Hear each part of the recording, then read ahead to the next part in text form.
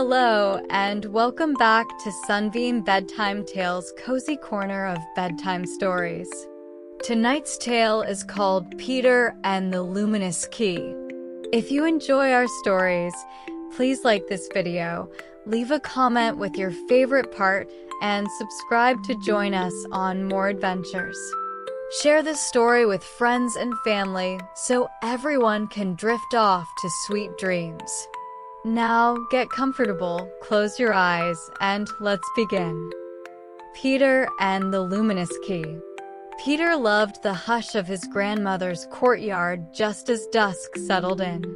The ancient bricks felt soft under his fingertips, warmed by a summer's day and smoothed by years of stories.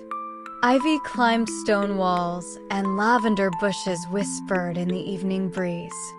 Lanterns hung from iron brackets, their glass panes clouded with age.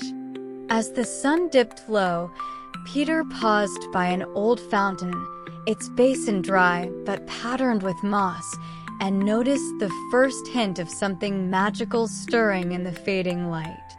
Beneath a curling wisteria vine, Peter spotted one brick glowing softly, its edges pulsing in time with his heartbeat. Carved into its face was a keyhole shaped like a sunburst, the rays etched deep into the marble. It wasn't cold iron or brass, but stone that glowed as if it stored a secret light. Peter knelt to study the sunburst's delicate lines and wondered what kind of magic could wake in a single brick. He felt a gentle thrill, certain this was a door into a story waiting to unfold.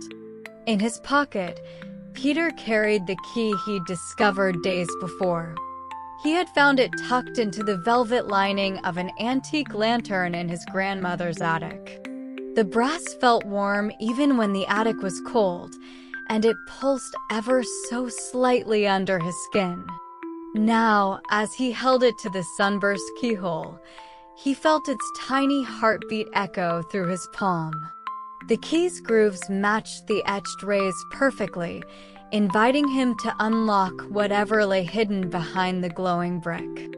When Peter inserted the key and turned it gently, the wall remained still. But the lantern at his side sprang to life, its glass panels glowing from within with a warm, flickering gold. No flame flickered inside. Instead, memory's light danced in every corner. The glow stretched outward, revealing dusty etchings on a nearby wall, sketches that had waited in shadow, ready to be seen. Peter gasped as the lantern's rays wove across the stone, teasing out shapes that told forgotten tales. The lantern's golden beams settled on a series of carved panels, a child pedaling a rickety bicycle under a starlit sky, a pair of stargazers leaning over a garden bench, and two laughing children clutching paper moons in their small hands. Each image felt alive, the lines trembling with the echo of laughter and promise. Peter reached out to trace the carved moon's curve, imagining the hush of night when someone long ago pressed chisel to stone.